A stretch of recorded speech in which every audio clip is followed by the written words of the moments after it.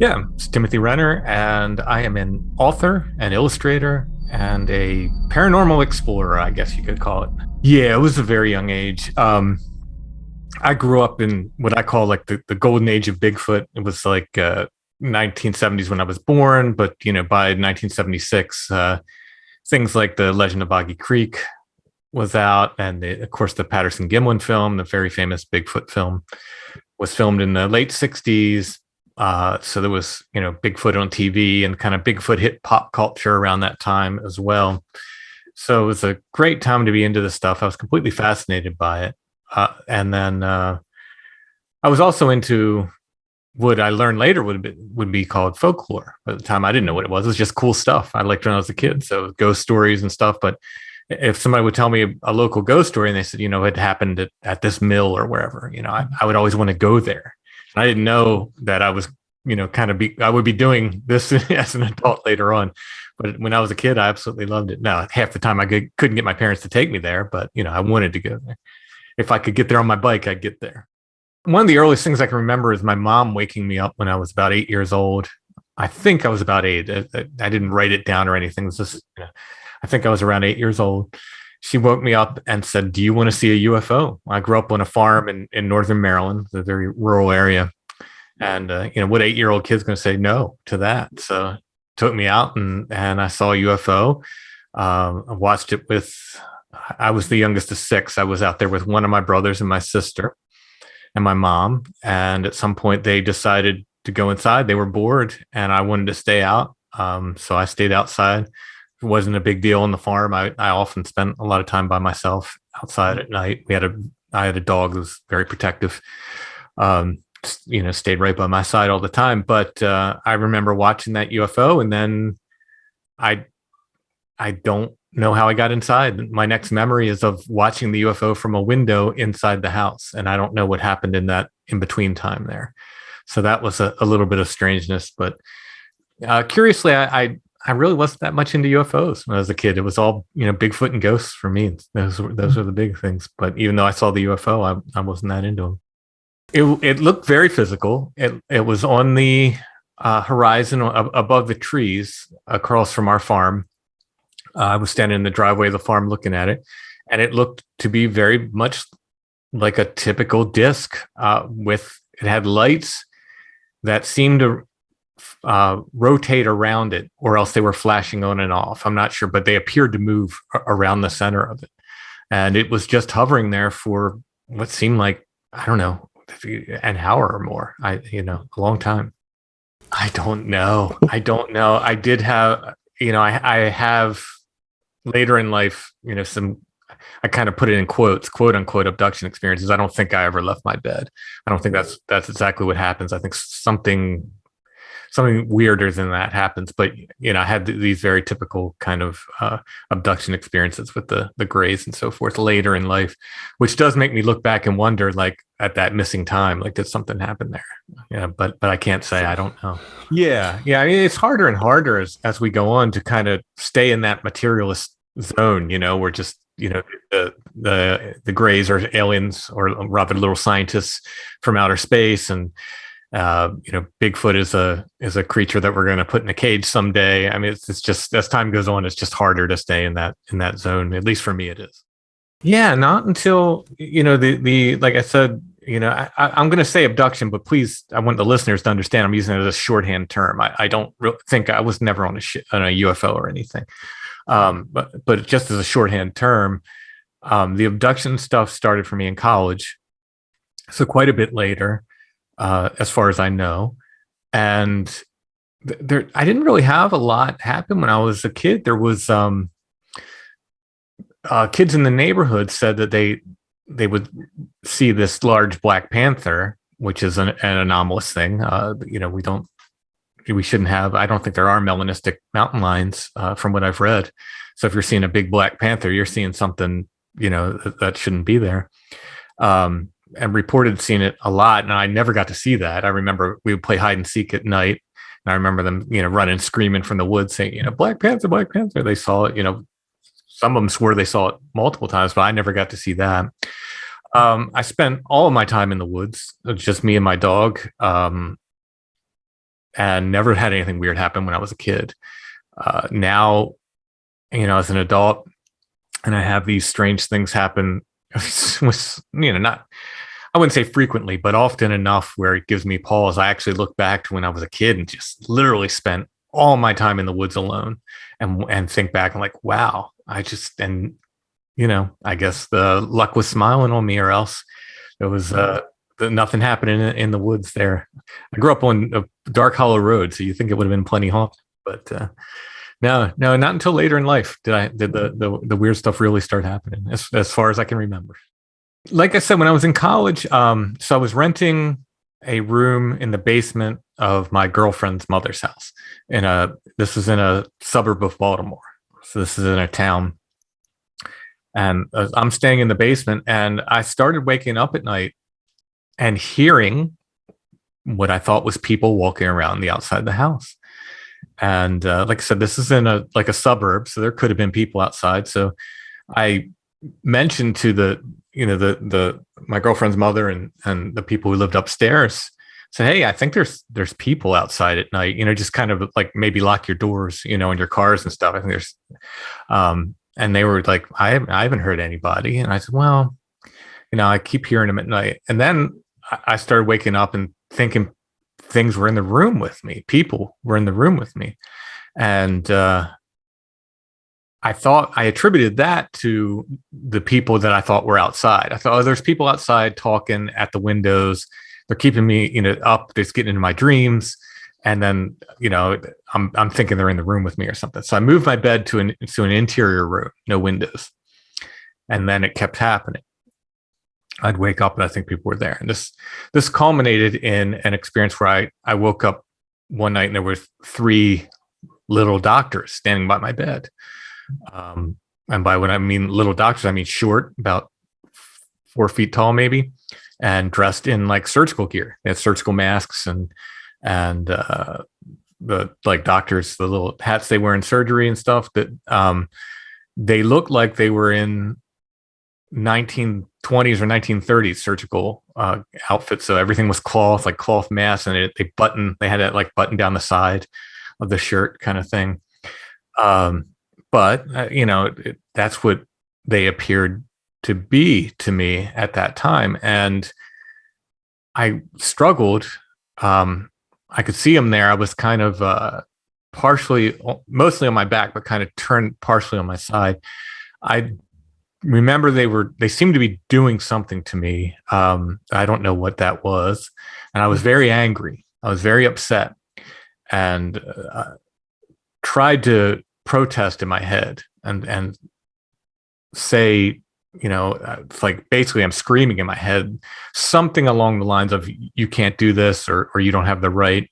And I'm very careful when I say that, because I have read other people's accounts, and I know that was in somebody else's account. And so I don't remember specifically my protestation, exactly what I was, kind of saying, but I got what, not mind speak, but what felt very much like a mental brush off from them. Just like, we don't care. Like, I didn't hear those words, but it was just like this, it doesn't matter to us. Like, this is you don't matter.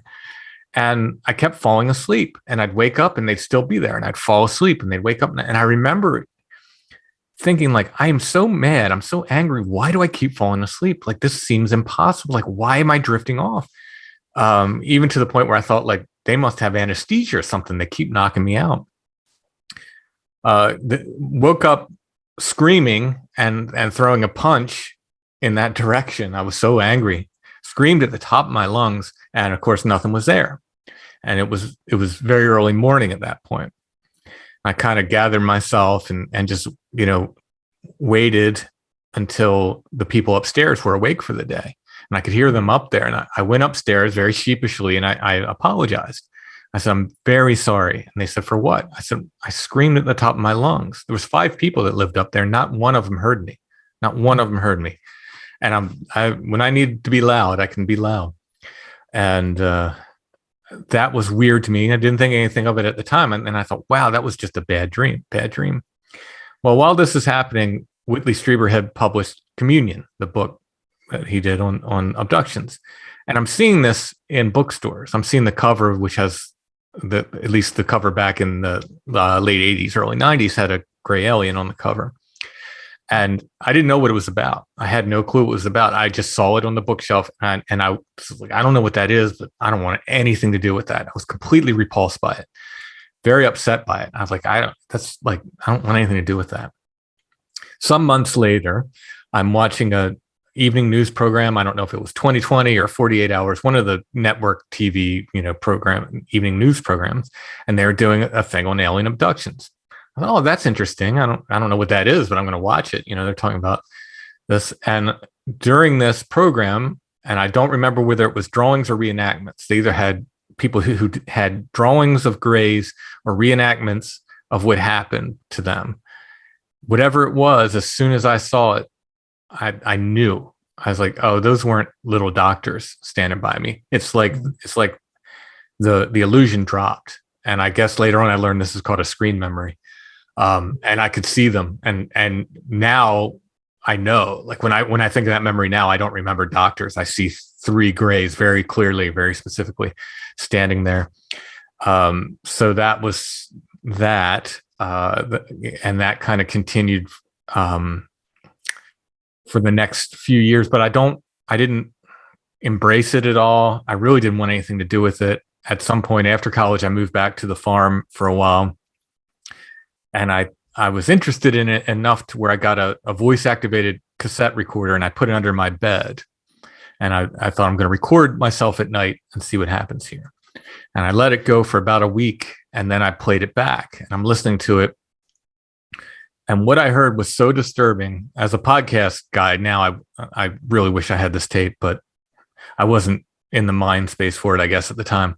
It sounded like a series of like 8-bit beeps, like an old Atari game. It's just like beep, beep, beep, boop, boop, boop, boop, boop, just a bunch of that. And then me like saying no over and over again, very passionately, just saying no, no.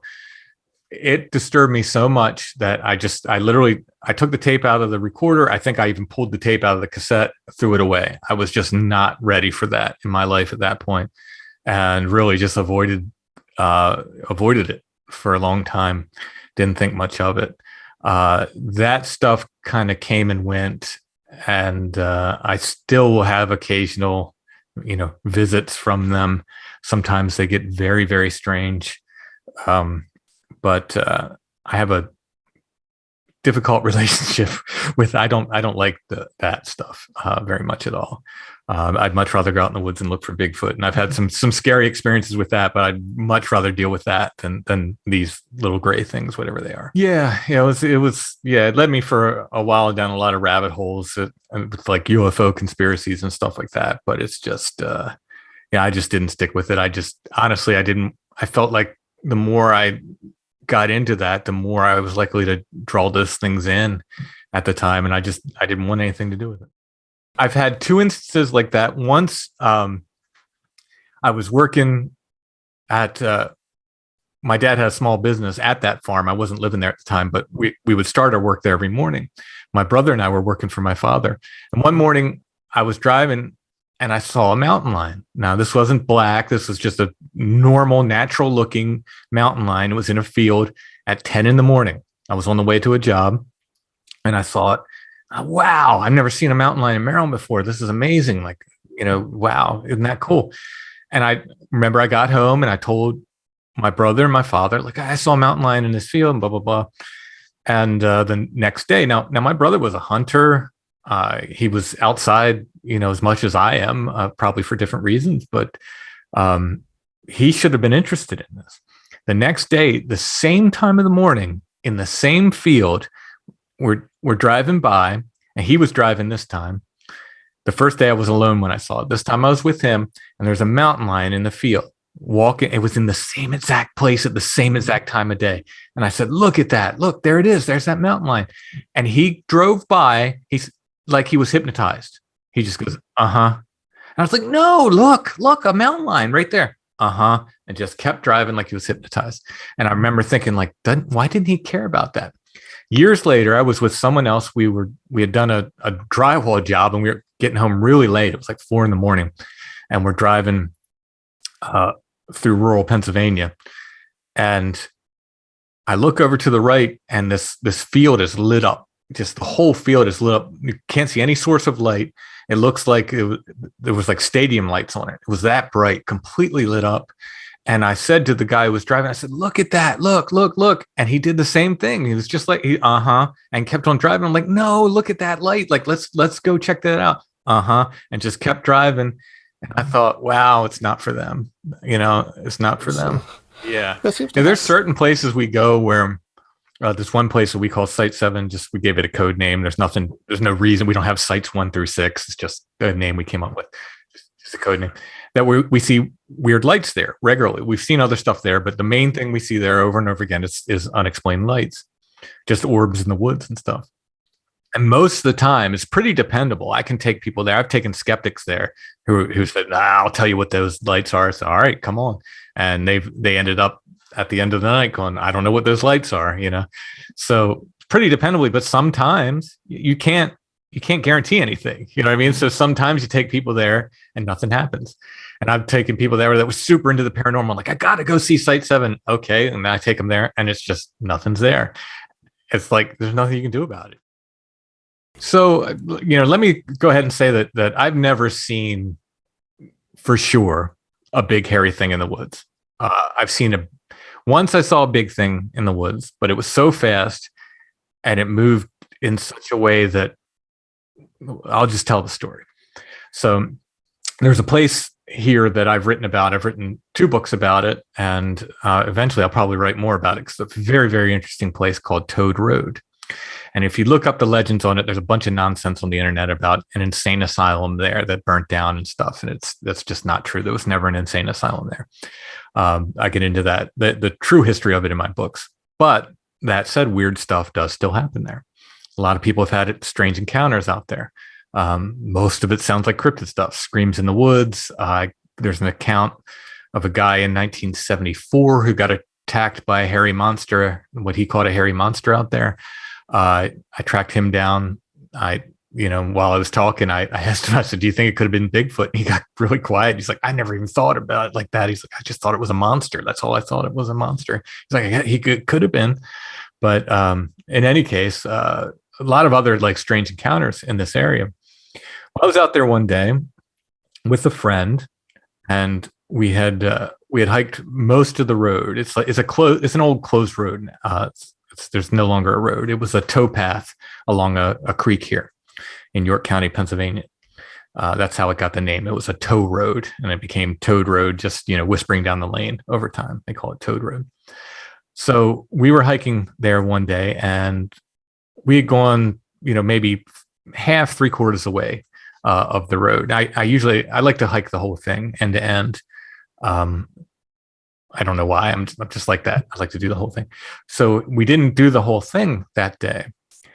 We turned around. He wanted to go for some reason. I don't know if he had an appointment or what. So we turned around, and on the way back out, 2 things happened. One, we hit what people, and I've heard other people describe this on Sasquatch Chronicles and on my show, and so what they call the wall of stench.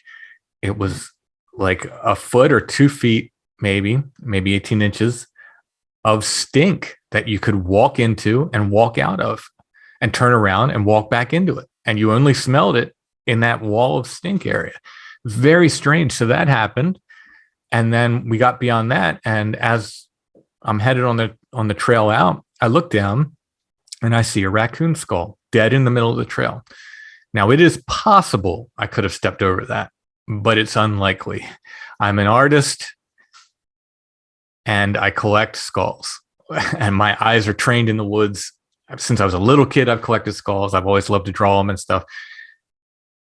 I'm always on those. To have a skull in the middle of the trail that I stepped over on the way in, it seems very, very unlikely to me. So pick the skull up, put it in my bag. So we made plans with my friends to come back. I was like, let's come back and do the rest of it next week. I want to do the whole thing. I feel like it's incomplete. He's like, okay. Next week came, he canceled on me. Following week came, he canceled on me. week after that, I said, you know what? I'm going to do it by myself. No problem. So I go out there. I'm in the place about where I found the raccoon skull, and I hear something up ahead, and I look, and I saw something. And the only thing I can say was big. It was bigger than anything that should be in the woods in York County, Pennsylvania.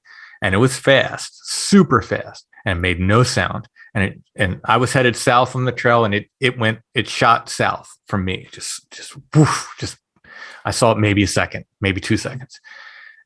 The first thought that came to my mind, because I had seen moose in Massachusetts, was that's a moose, because it had this weird gait about it. Not that I didn't see 4 legs. I just saw the back of something go, but it had this weird gait the way it moved. And then of course I'm thinking, well, there's no moose in Pennsylvania. That's absolutely ridiculous. What was that? Again, I'm not going to say Bigfoot, but it was gray and black, and it was big. It's very, very big. Well, without thinking, I wasn't being brave. I just literally didn't have any thought. I took off after this thing fast as I could. And I probably went third of a mile, half of a mile, maybe, I don't know. Following this thing, didn't see it or hear it again. I just took off in the direction that it went.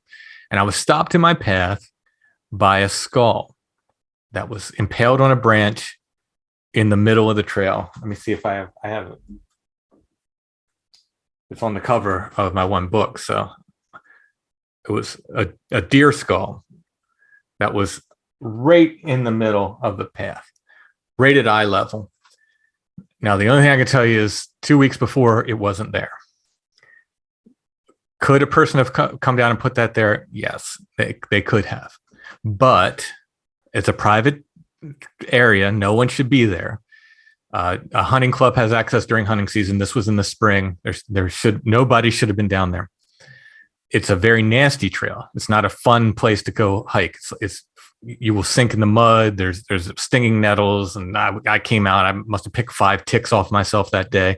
I saw a copperhead that day. It's not a fun place to hike. It's not some place that people are going to just hang out and do a pleasure hike. So could have been a person who put it there, but I really didn't get that impression. And a lot of people said, oh, do you think the skull was a warning? For whatever impressions are worth, no. When I took that skull home, that was my skull. I put it in my pack. The feeling I got was, oh, you like that little raccoon skull? Here, I'm going to give you something you're really going to like. And here was this deer skull.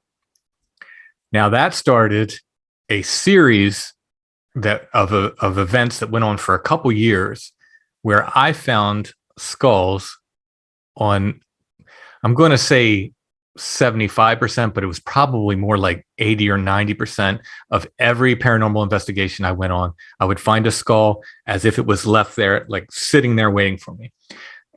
Giving an example, I went on one. This guy called me up and told me he had Bigfoot on his property. He had just seen him the day before. I said, I'll be there today. Thankfully, my job allows me to do that, to drop whatever and get right out and see these witnesses. Went up and saw him. I remember the guy that he had seen 2 creatures on the other side of a pond on his property. And he wouldn't even go over on the other side of the pond. It was daylight. And he's like, I'm not going over there. I'm like, all right, I'll go over there. And I was doing the thing. I had my walking stick, and I said, like, I'm going to raise up my stick. You tell me how tall they were.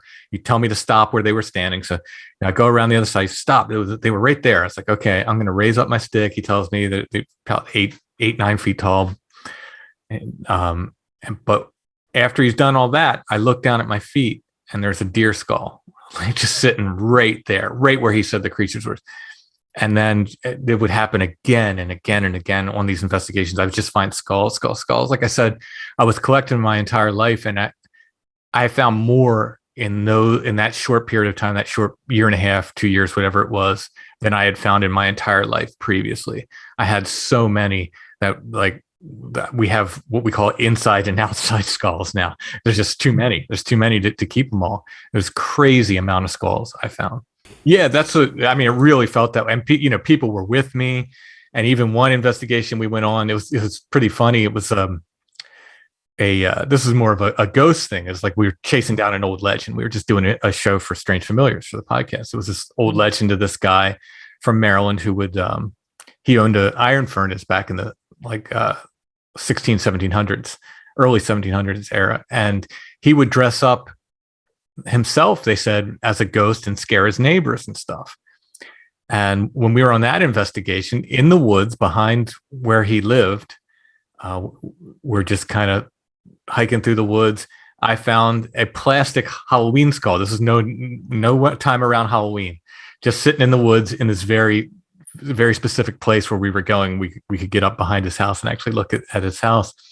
And one of my listeners pointed out, they said, "Isn't it funny that this guy used to dress up as a ghost, as a pretend ghost, and you find a fake skull on that investigation?" I was like, "Yeah, still found a skull, but that time it was a fake one." Very interesting.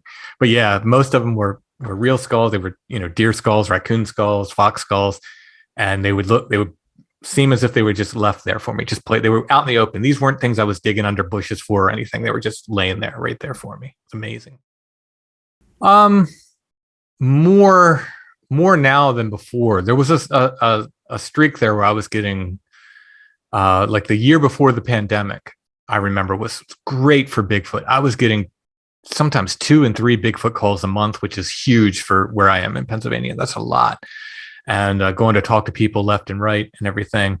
But that kind of trailed off a bit. It still get some here and there, but it's definitely not as many as I was before. And now we're getting, more of the like paranormal stories from people, ghosts and stuff like that. Yeah. So probably about 50-50 at this point. Yeah. We started looking into this area in Gettysburg. We're very lucky that I'm very close to Gettysburg, Pennsylvania, which is the ghost capital of Pennsylvania. They like to say they're the most haunted place in the world. I'm sure there's a lot of other people out there who would argue that, but I want to go there so bad.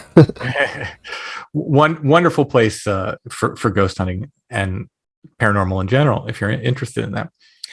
But I started going to this place that the locals call Suicide Bridge. It's Eisenhower Bridge is the true name for the place. And I had first heard about this. I was at a paranormal conference in Scranton, Pennsylvania, which isn't very close to Gettysburg, but I was kind of overheard some ghost hunters saying like, "Oh, the scariest place in Gettysburg is Suicide Bridge." And I kind of filed that away. I'll go there someday.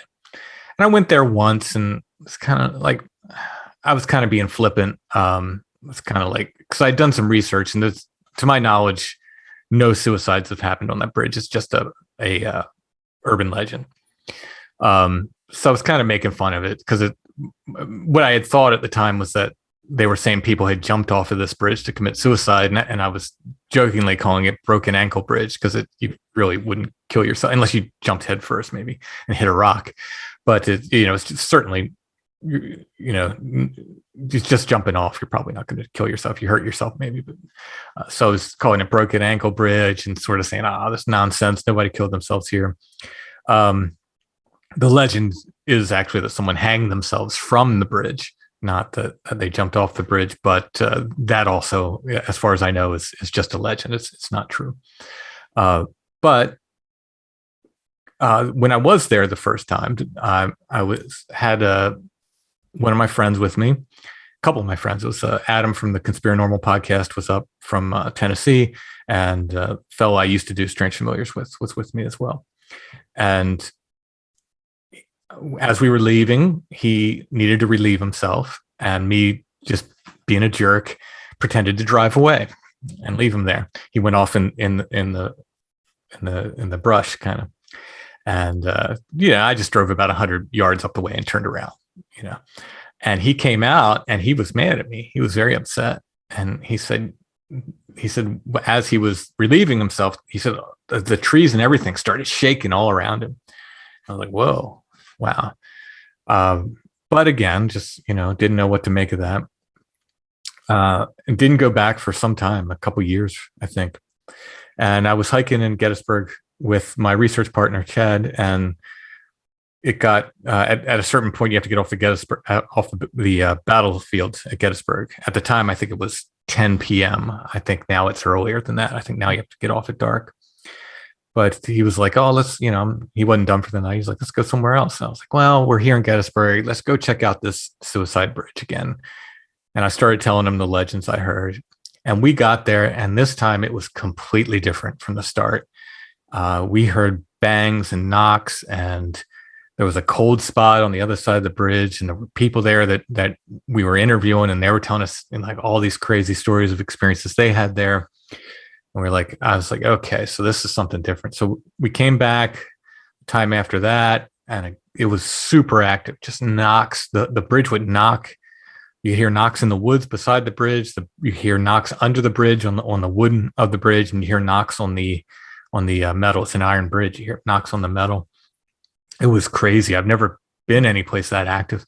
The cold spot on the other side of the bridge, on it's the west side of the bridge, is the coldest cold spot I felt in any. I've been in haunted houses and stuff and felt these colds, but this was like frigid. And this is the summer when we were there. It was like walking into an ice box. It was unbelievable. And my friend kept saying he felt drained, and the next day he said he was sick. And then this is during COVID. I was like, oh man, I hope you didn't get COVID.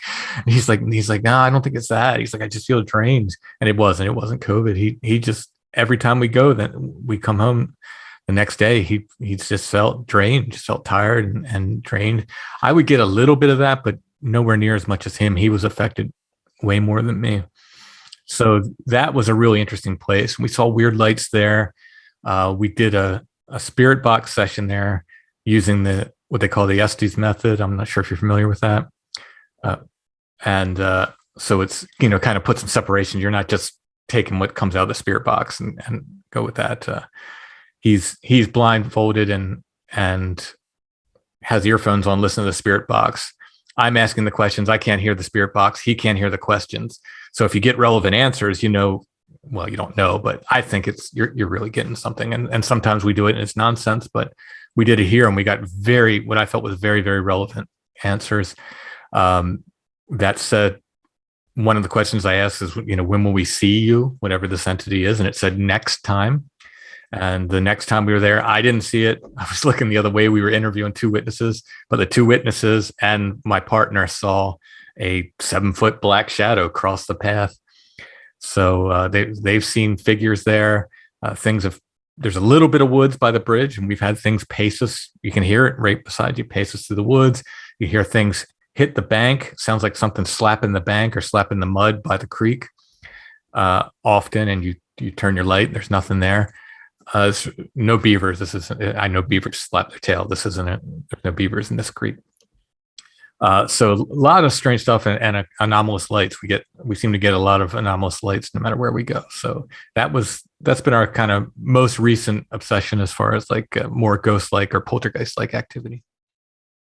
Well, one of the witnesses described what they saw, and they said they saw this big thing. As I said, it was wider than me and my research partner standing next to each other and taller than us, and had arms that hung down to its knees. And if that's a ghost, I don't know what kind of ghost that is. They saw it cross the bridge and go over to the other side. So there's so much crossover in these fields. For me, it's hard to separate them anymore. Ghosts, UFOs, Sasquatch. I don't know that they're the same thing, but they certainly express themselves in very similar ways. You get weird lights with all 3. You get this poltergeist activity, knocks and weird smells and all that with all 3. So I have a difficult time separating them anymore. And likewise, I've kind of come to the point where I don't think of Bigfoot as a monkey that we can put in a cage or an ape. Some people correct me and say, so they're not monkeys. They're hominids, or they're great ape. Okay, I know. I'm using that as a shorthand term. I don't think it's a natural animal that we can put in a cage. Let's put it that way. So it's a lot easier for me to think like, yeah, maybe there is Bigfoot activity happening around the Gettysburg battlefield, even though there's not a ton of wilderness there. But we've definitely gotten some reports besides that one. Some other people have told us they've either seen or run into very Bigfoot-like things, wood knocks and screams and stuff. Yeah, so the subtitle is High Strangeness and the Bigfoot Phenomenon. So it looks at the weird aspects of Bigfoot that a lot of the flesh and blood researchers don't really want to touch. And I'm talking about its association with mystery lights and UFOs and orbs, how it behaves sometimes like a ghost, disappears, phases out, disappears and reappears. Footprints stop, a whole trackway of footprints will just stop and go nowhere. How it's connected folklorically to these other creatures throughout the world, goblins, fairies, et cetera, et cetera. We look into aspects of it that are strange, like missing evidence, how much evidence seems to go missing, an unusual amount of evidence just kind of disappears with this stuff. So it looks at all the weird aspects of the Bigfoot phenomenon. We don't have any solutions because no one does. And anybody who tells you they have the answers is lying to you because, or they need to provide their records because nobody really knows. But we do look at it and we can say, hey, look, let's take glowing red eyes, for example. A lot of these things are reported having glowing red or green or, glowing eyes one for another. And people are very specific that they're not eye shine. It's not reflection. It's eye glow. It's self-illuminating eyes. And you can't find an animal anywhere in the world that has self-illuminating eyes. You can look for it. You can't find it. They just don't exist. But what you can find, if you go back through folklore, are accounts of things like fairies and trolls and elves and vampires and werewolves, et cetera, having glowing eyes. So these are the kind of things we look at and we point to, like, hey, our ancestors were talking about this stuff. They didn't call it Bigfoot. They would have called it something else, either a fairy or a troll. And I know when I say fairy, people think, well, they're little things with wings. No, not originally. The fairies could manifest big, small, anywhere in between. They were usually ugly. They didn't look like Tinkerbell. So, our ancestors, depending on what culture they came from, might have called that a fairy. And they talked about it. And the things they're describing, the way these things acted, are very similar to what modern day reports of Bigfoot are, down to things like very unusual details, like walking on the roof. We get tons of Bigfoot reports of them climbing up on the roofs. Strange enough, a lot of these folkloric creatures, they'll talk about them climbing on the roof and stomping around on the roof.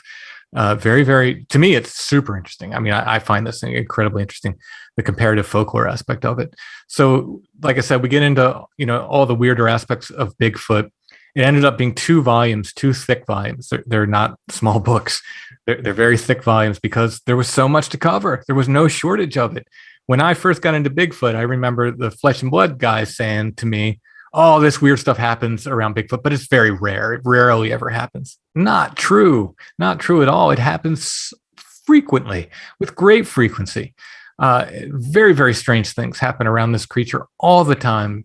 And if you get someone who's a hunter maybe, and just saw one walk by his tree stand in the woods, or someone was driving and they saw it cross the road in front of their car, they're very sure it's just a natural animal. And they'll tell you, it was just a natural creature. That's all it was. It's just an animal. There's nothing paranormal about it. But if you talk to people who have them on their property, who have repeat encounters with them, or who get into like gifting exchanges with them, you will start finding these strange stories come up. There's something very strange about these things, and that I'll not back away from. I don't think anyone's ever going to put one in a cage, but even if they do, they still have to explain all these strange things that go along with the creature, these UFO sightings and the trackways that just stop, and et cetera, et cetera. So that's what those 2 books do. I'm very, very proud of those books. I got the idea because I knew that book needed to be written, and I knew it was a huge undertaking, and I knew I wasn't going to finish it. If I worked on it myself, it was going to be a long, long time before I finished it. And honestly, I was afraid somebody else was going to beat me to the punch, because it was a book that should have been written 20 years ago or more. But I asked my friend Joshua Cutchin, he's another author. I said, hey, will you help me with this? And he loved the idea, and he jumped on, and we tackled it, the 2 of us, and it ended up being a wonderful project for us both to work on. Very, very proud of those books. But those were, my first book was called Beyond the Seventh Gate. That was about that area, Toad Road I was talking about. My second book was called Bigfoot in Pennsylvania, and that was a collection of historical newspaper articles that talk about what I believe is Bigfoot. They called them wild men or gorillas back then. They didn't call them Bigfoot. This is from the early 1800s through the 1920s. So I collected a bunch of articles for that. After that, I did West Coast Wild Men, which collected similar reports from the newspaper from Oregon, Washington State, and California. And then I came back to Toad Road, did a book called Don't Look Behind You, because I got more witnesses came forward and talked to me, and I found more information. So that was my kind of follow-up book to the first one. Then the 2 volumes of Where the Footprints End. Then I did a book of my illustrations, just called Illustrations of the Other. It's called Apparitions, rather, Illustrations of the Other. That's just a collection of my favorite illustrations to do with the paranormal. And then my most recent book is called The Witch Cloud, and that's about those haunted bridges in Gettysburg. My first book, I didn't write about my own experiences at all, and I was afraid, like, if I write about my experiences, maybe people won't believe me when I'm talking about other people's experiences or whatever. But I kind of gave that up. I was like, you know what, this stuff happened. I'm going to write about it. Yeah, I mean, it's a great question. I've wondered if they're not what our ancestors would have called earth wights or earth spirits, that are bound to a particular area. That's kind of why I asked if you felt that Bigfoot that you saw was sort of specific to that area.